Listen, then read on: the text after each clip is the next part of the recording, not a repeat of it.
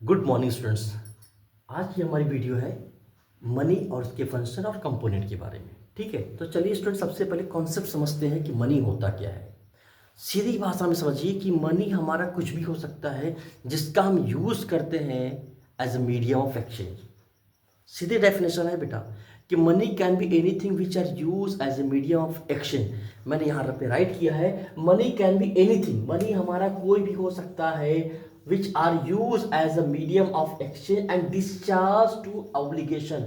कह रहा है मनी हमारा कुछ भी हो सकता है जिसका हम इस्तेमाल करते हैं अपने ऑब्लिगेशन का डिस्चार्ज करने के लिए या फिर मीडियम ऑफ एक्सचेंज के रूप में यूज करेंगे, उसे हम कहते हैं मनी। मनी के फंक्शन को यहाँ कैटेगराइज मैंने किया है दो पार्ट में। एक होता है प्राइमरी और दूसरा होता है सेकेंडरी। प्राइमरी का मतलब क्या है? प्राइमरी का मतलब है यहाँ पर ये कि मनी अपना वो फंक्शन जो उसको करना ही करना है। तो मनी यहाँ पर कहता है कि मनी का जो मेन वर्क है as a medium of exchange, और दूसरा होता है measure of value. Medium of exchange क्या है?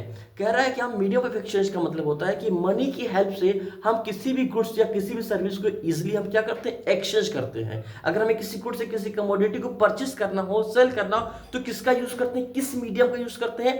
मनी के मीडियम यूज करते हैं। ठीक, इस वजह से कहा जाता है कि मनी का पहला फंक्शन होता है मीडियम ऑफ एक्सचेंज। पहले फंक्शन में हमारा एक और आता है measure of value. Major of value क्या है? जिस तरह से हम किसी कपड़े को नापने के लिए मीटर का यूज करते हैं, दूध या पानी को नापने के लिए हम लीटर का यूज करते हैं, उसी तरह हम किसी गुड्स सर्विस की एग्जैक्ट वैल्यू को मेजर करने के लिए हम यूज करते हैं किसका? मनी का। तो मनी की मदद से हम किसी भी गुड्स और किसी भी सर्विस की एग्जैक्ट वैल्यू को मेजर कर सकते हैं। ये हो गया दूसरा फंक्शन। अब आता है हमारा सेकेंडरी फंक्शन में मैंने दो लिखा है, एक होता है स्टोर ऑफ वैल्यू, दूसरा होता है हमारा स्टैंडर्ड डिफर्ड पेमेंट। अब यहां पर स्टोर ऑफ वैल्यू क्या है? मान लो हम किसान हैं, ठीक है, हम बहुत सारे फसल उगाएं और उस फसल को हम स्टोर नहीं कर पाएंगे लंबे समय तक। अगर लंबे समय तक स्टोर करेंगे तो हमारा वो फसल क्या हो जाएगा? सड़ जाएगा।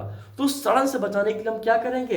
सड़न से बचाने से क्या मतलब? उसकी वैल्यू को बचाने के लिए हम क्या करेंगे? उसको सेल कर देंगे। सेल करने के बाद उस वैल्यू को कन्वर्ट कर देंगे किसमें? मनी के रूप में। अब उस मनी के रूप में हम रख सकते हैं, उसको लंबे समय तक हम स्टोर कर सकते हैं। तो हम ये कह सकते हैं कि मनी हमारा मदद करता है किसी भी गुड्स और किसी सर्विस की वैल्यू को स्टोर करने में। दूसरा होता है standard of deferred payment. Money का यूज हम करते हैं as a standard deferred payment, मतलब मनी की मदद से हम बहुत सारे डिफरेंट तरह के पेमेंट हम करते हैं फ्यूचर में। जैसे लोन लिया तो उस पर इंटरेस्ट पे करेंगे, अपने एम्प्लॉय को सैलरी देना, ये सारी चीजें बेटा यूज करते हैं किसमें? स्टैंडर्ड ऑफ डिफर्ड पेमेंट में। अब आता है मनी सप्लाई। मनी सप्लाई का मतलब क्या होता है? सबसे सीधा कॉन्सेप्ट कि टोटल स्टॉक ऑफ मनी, मतलब एक कंट्री के अंदर जो टोटल स्टॉक ऑफ मनी है किसके through? Held by public. Public का पैसा at a point of time पर इन किसमें? स्पेंडेबल फॉर्म पे हो, उसको हम रखते हैं मनी सप्लाई। ये कॉन्सेप्ट है। मनी सप्लाई का जो कॉन्सेप्ट होता है वो कौन सा कॉन्सेप्ट होता है? स्टॉक कॉन्सेप्ट का होता है, क्योंकि इसका मेजरमेंट होता है at a point of time पर, इसलिए वजह से इसे कहा जाता है ये हमारा स्टॉक कॉन्सेप्ट का होता है, ना कि फ्लो कॉन्सेप्ट का होता है। ठीक, बात करते हैं यहां पर मनी सप्लाई के कंपोनेंट्स की। तो मनी सप्लाई के कंपोनेंट होते हैं चार: M1, M2, M3 और M4। First of all students, M1, M2, M3, M4 होता क्या है, हम डिस्कस करते हैं। M1 का मतलब क्या होता है? कंपोनेंट की मनी सप्लाई बात करें तो M1, M2, M3 और M4। M1 के अंदर आता है हमारा CC plus DD plus OD। अब यहां पर CC मींस होता है coin and currency, demand deposit plus other deposit. ठीक है, ये सबसे ज्यादा लिक्विडिटी मनी मानी जाती है। सबसे हाईली लिक्विडिटी कौन सा माना जाता है? M1। ठीक है, M1 के अंदर इंक्लूड करता है CC मतलब currency and coin, demand deposit और अदर डिपॉजिट।